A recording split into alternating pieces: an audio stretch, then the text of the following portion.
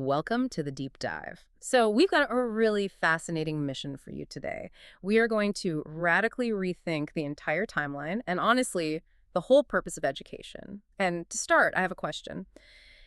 Do you still need to learn when you are 80 years old? Right, which sounds like a trick question, honestly. It does, because, society usually tells us that by the time you hit retirement age, you're essentially a finished product. You get the gold watch, you move to a sunny climate, and your period of, figuring out the world is supposedly over. Yeah, you're just done. You coast. Exactly. But the source material we are looking at today argues that an 80-year-old is actually just a child. And stopping your education at that point is, it's one of the most dangerous things you can do. It really is. It completely flips the script on how we view aging and personal development. So our source today is a 2024 essay. It's titled The Necessity of Lifelong Learning and Education by Lifechanyuan, and it was translated by Kinyu. And it is a dense, thought-provoking piece.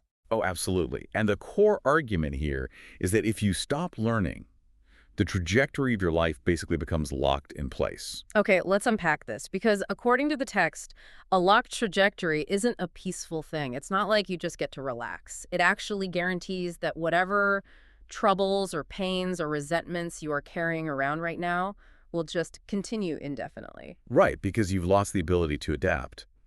The author uses this very specific phrase for what you're failing to adapt.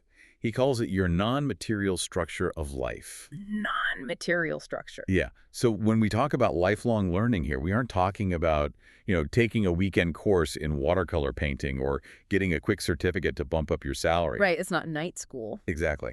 The author is talking about the fundamental maintenance of this non-material structure. It's much deeper than just acquiring facts. Let's make that concrete for a second, because non-material structure sounds a bit vague to just drop on people. Yeah, it's a heavy term. It almost helps to think about it like the operating system of your mind. So your brain is the hardware, right? But your worldview, your values, your emotional responses to things, that's the software. I like that analogy. And if you stop learning at age 65, you are essentially refusing to run any more software updates. And what happens to a computer that hasn't been updated in 15 years? Oh, it gets incredibly buggy. It slows down, it crashes the second it encounters any new programs. Exactly. It becomes completely incompatible with the changing world around it. And that friction, that incompatibility is where all the pain and resentment come from. Yeah, that makes total sense. But the author takes this even further. He claims that letting this non-material structure stagnate doesn't just ruin your retirement. He actually connects it to disharmony and even natural disasters. Yeah, that's where the essay really zooms out to a macro level. The author posits that human consciousness isn't isolated. We aren't all just in our own little bubbles. Which is a wild concept to think about. Right. So if millions of people are walking around with corrupted, stagnant operating systems, carrying all this unresolved anger, greed, or willful ignorance, that collective energetic dysfunction actually bleeds into the physical world. Oh, wow. So reading a book or, challenging your own biases isn't just about self-improvement anymore. It's literally an act of collective planetary maintenance. Which is a massive burden to place on reading. It really is. But I think it highlights the extreme urgency the author feels about this. And to prove that urgency, the text presents a thought experiment that is, frankly, even more extreme than the 80-year-old child idea. Oh, the afternoon thought experiment. Right. Yes. So imagine, for an absolute fact that you are going to die this afternoon. The question is, should you still bother receiving an education this morning? Which goes against literally every utilitarian instinct we have as humans. Completely. I mean, if the test is over in 3 hours, why cram? If the game is ending, why study the rule book? Right. The logical part of your brain just says, go look at the ocean, have a nice meal, be with your family. Exactly. But the text answers affirmatively. It says, you must keep learning. And it uses this fascinating quote to justify it. It says, if in the morning I were to gain knowledge of the correct path in life, I would be able to die at sunset without regret. What's fascinating here is that you really have to look at the mechanism of what learning is actually doing in this specific context. Okay, how so? Well, on your deathbed, learning is clearly not about retention. You aren't trying to memorize a spreadsheet or learn a new language. Right, you're not going to use it tomorrow. Exactly. The author's explaining that if learning in the morning can suddenly clarify the deep, lingering confusions of your entire life, a massive psychological shift happens. A huge release of tension. Precisely. You stop being attached to the material world. The reason people struggle so much at the end, according to this philosophy, is because they're desperately clinging to unresolved attachments. Or they're just wallowing in confusion about why certain things happen to them. Yes. But gaining knowledge of the, quote, correct path, it severs those attachments. It allows you to leave peacefully. And the text explicitly states that leaving peacefully opens the door to a better future. It's like a jigsaw puzzle. A jigsaw puzzle. Yeah, imagine you've been stuck in a room for 80 years working on this massive 10,000-piece jigsaw puzzle. It's frustrating. The pieces don't seem to fit. You're annoyed. Sounds miserable. It is. But then someone opens the door and says, you have to leave this room in 5 minutes and you can never come back. Also, you can't take the puzzle with you. Okay, so utilitarian logic dictates you should immediately drop the pieces and just stare at the wall for 5 minutes. Right. Because what's the point? But if, in those final 5 minutes, you finally find the 3 crucial pieces that connect the sky to the ground. Oh, I see where you're going. Yeah, I mean, you still can't take the puzzle with you, but the profound sense of clarity, that sudden realization of, oh, I finally see what the whole picture is, it completely transforms your state of mind. You walk out that door satisfied, rather than furious and confused. Exactly. The learning provides the conceptual closure necessary to detach without regret. That's a great way to look at it. But, this naturally begs a rather large logistical question. Which is? If we are supposed to be voraciously learning right up until the final afternoon of our lives, what exactly are we supposed to be studying? That is the million-dollar question. Because practicing high school algebra for 8 decades sounds way more like a punishment than a path to enlightenment. Oh, I would definitely be full of resentment if that were the curriculum. But thankfully, the author doesn't suggest that. He actually lays out a very specific 4-part curriculum that evolves as we age. Right, the 4 stages. Yeah, he argues that our learning needs to fundamentally change its nature as our bodies and our social roles change. If we connect this to the bigger picture, it really maps out an intellectual evolution for a human being. So the first stage is adolescence, and the goal there is to learn knowledge. Just figuring out the vocabulary of existence. Yes. Your brain is just trying to categorize the world. You're figuring out what things are. Fire's hot, gravity pulls down, this is a noun, this is a verb. It's the baseline data. Exactly. It's raw data. Then you move into the second stage, which is youth. Here you have energy, you need to build a life, find a partner, secure resources. So the curriculum naturally shifts from knowledge to skills. You learn how to manipulate the world. You figure out how to take that raw knowledge and actually do things to survive and thrive. You figure out how to play the game. Right. But then we hit middle age. And here's where it gets really interesting, because this is the critical pivot point in the essay. In middle age, you are supposed to graduate from skills to learning philosophy. Which means moving from asking what and how to asking why. Exactly. Why is the game structured this way? Why am I pursuing these specific goals? It's a move from the practical material world into the conceptual. Yes. And then finally, in old age, the curriculum culminates in learning the Tao. The Tao. So this is seeking to understand the ultimate fundamental interconnectedness of all things. Right. You move beyond human-centric philosophy into the natural order of the universe itself. Which is incredible. But think about your own life right now as you listen to this. Think about your career. Are you spending 40, 50 hours a week just optimizing your skills? Oh, constantly. Right. You're taking courses on how to negotiate better, learning a new software language, figuring out how to manage your email inbox faster. You are just playing the game harder and harder. And the author would argue that if you are in middle age and still doing that, you are completely stuck. You're entirely stuck in the youth phase of the curriculum. Yes. You are completely neglecting the why. You haven't transitioned to philosophy at all. And honestly, if the modern world feels incredibly stuck right now, it might be because millions of adults are obsessing over skills while their non-material structures, their philosophical operating systems are just starving. They're completely starved. And when that operating system is neglected, you get that friction and pain the author warned about earlier. Which brings up the most challenging assertion in the entire essay, in my opinion. Oh, the statistic. Yeah. If this beautiful natural progression from knowledge to skills to philosophy to Tao exists, why is the world so full of stunted adults? The author traces the problem back to the very beginning of our lives, and he drops this staggering statistic. It really is staggering. He claims that 98% of people are underdeveloped. Wait, 98%? Yes. That feels incredibly cynical. I mean, is he really saying almost every parent on Earth is failing their kids fundamentally? It is a massive claim, I agree, but you have to look at the logic he uses to get there. It's not just a casual insult toward parenting. Okay, so what's his reasoning? The essay argues that because society is stuck in that skills-obsessed phase we just talked about, parents themselves inherently have flawed outlooks on life. They haven't reached philosophy or the Tao. So they are operating from a place of spiritual ignorance. Exactly. And the author uses a very mechanical metaphor here to explain it. He says parents are like molds in a foundry. Like a casting mold. Yes.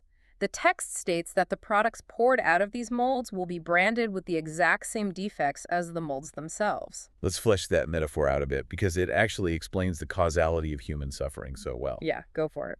So imagine you are in a metal foundry. You have this pure, glowing, molten metal that represents the raw potential of a child. Okay, I picture it.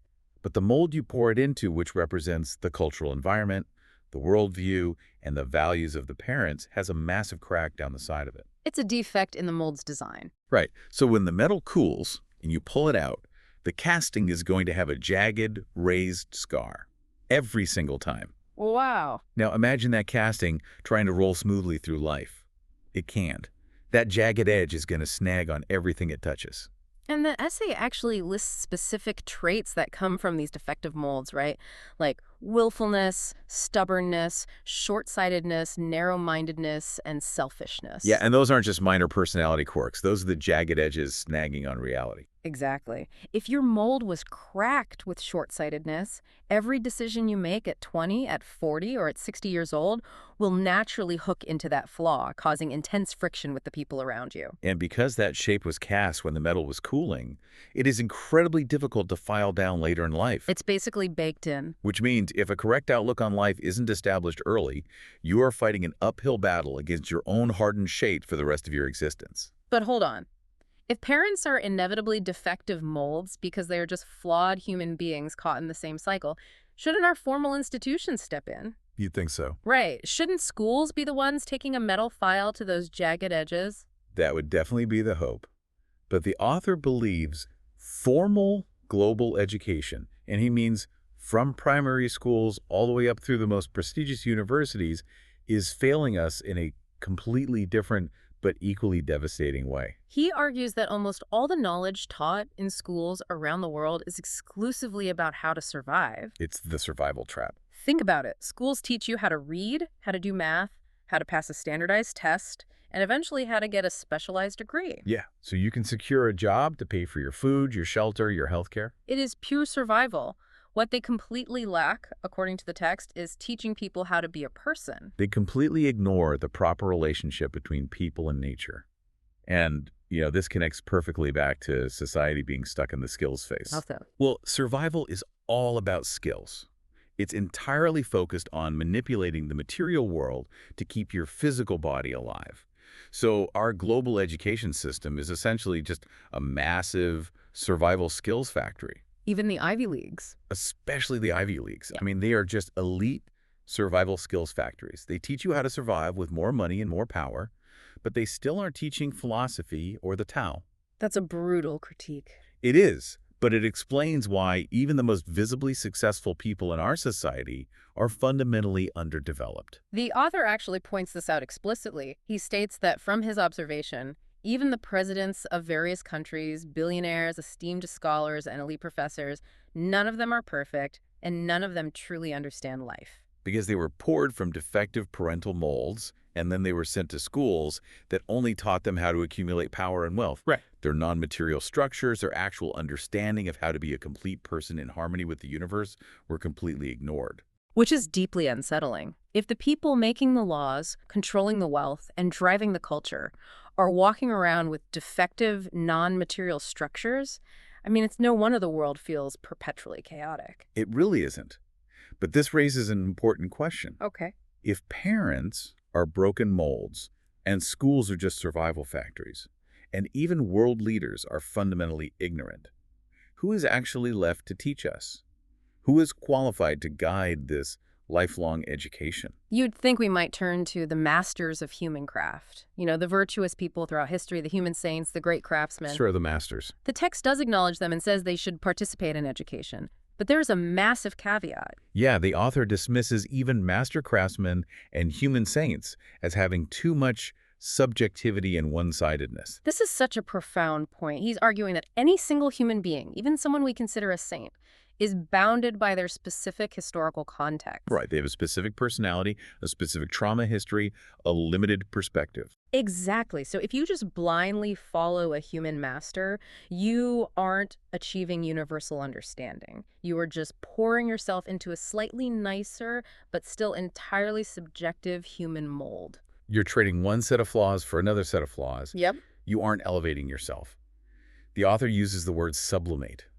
Subjective human teachers cannot make the educated person sublimate, elevate to a higher, purer state in all aspects of body, mind, and spirit. So if humans can't do it, what is the ultimate curriculum? The author asserts that the ultimate guidance to fix the mold has to rely on specific ancient texts. He lists 3 foundational works: Which are? the Gospel and New Testament of the Bible, the Diamond Sutra, and the Tao Te Ching.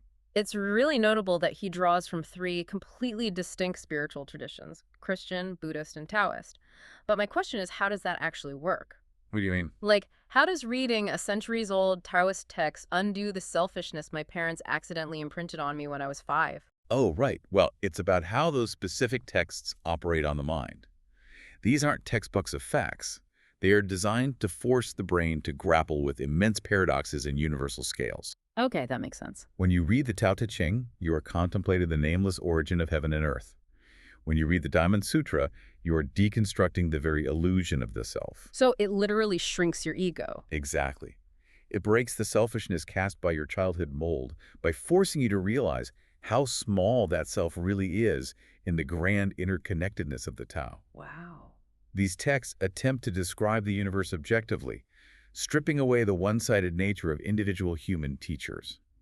The act of wrestling with these concepts is the software update that fixes the bugs in your non-material structure. But this process of unlearning our defective traits, of wrestling with immense spiritual paradoxes, I mean, it sounds exhausting. It's definitely not easy. Especially if you are 80 years old, why bother? Why not just sit on a beach, sip a drink, and do absolutely nothing? The author addresses this directly from his own personal experience. He says that doing nothing or engaging in pure enjoyment actually leaves him with regret and pain. Which is the exact opposite of the cultural narrative. Every commercial on television sells us the idea that pure enjoyment, passive consumption, sitting on a beach is the ultimate reward for a life of hard work. But the author completely rejects that. He equates the struggle of learning with the joy of creating. He says that only creation, learning, and receiving education make his life full of joy and satisfaction. So when you are reading these ancient texts and rewiring your worldview, you are actively recreating your own mind. Yes. It's not passive consumption. It's the most vital, active thing a human being can do. It shifts the perspective entirely. Lifelong learning isn't a chore. It is the engine of joy itself. Without it, you stagnate. And stagnation is what causes the pain. Exactly. So to summarize all of this essay forces a complete reevaluation of what we are doing with our time. The core message is that life requires a literal lifetime of continuous education. If you stop learning, you are settling for your defective mold. You are locking in the stubbornness and short-sightedness that were cast into you as a child. And by locking those in, you're locking yourself out of the clarity required for a peaceful exit at the end of your life. The only way to achieve that clarity, to find true joy, and to eventually leave without regret is to commit to the entire lifelong curriculum. You have to move past just learning skills for survival. Yeah, you have to graduate to philosophy, asking why things are the way they are. And ultimately, you have to seek the Tao, maintaining your internal architecture until the very last afternoon of your life. It's a daunting framework, for sure, but it's also incredibly empowering because it means it's never too late to start filing down those jagged edges of your mold. That's a great takeaway. But I want to leave you with a final thought to mull over. We talked about how the author believes those 3 ancient texts, the Gospel, the Diamond Sutra, and the Tao Te Ching, are the ultimate curriculum to break us out of our subjective defective molds. The ultimate tools to teach us how to be a person, not just how to survive. Right. But if those texts were the pinnacle of human attempt to capture universal truth without subjective bias, look at the world around us right now. Okay. What modern media, what art, or what writing are we creating today that might serve that exact same purpose for the 80-year-olds of the next century? Yeah. Or are we only building better survival manuals? The journey is long. Even if you are 80, you're just a child. Keep learning.